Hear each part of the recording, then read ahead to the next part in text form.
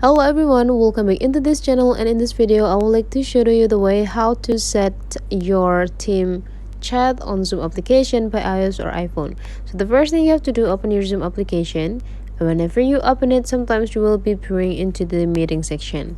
But now we just need to jump into the more button here with the three small dots, and after that we just need to go like scrolling down until we found settings part.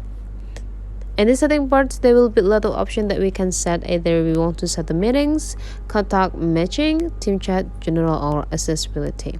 Since we want to setting the team chat, just go click this part. And here there will be a lot of team chat options that we can set. For example, if you want to have these notifications on your Zoom meeting while you have a meeting for unread message, you just need to turn it on. So later, whenever you receive new message, there will be pop up on your screen like this symbols to show you that you receive a message from someone else's. You can also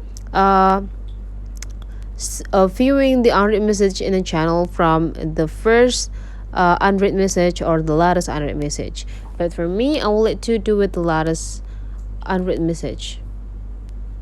So means that the latest means that the people who just sent you a message will be pop up in the first line of your inboxes. But if you are comfortable with the first people who chat will be on the first list, you just need to go click this part.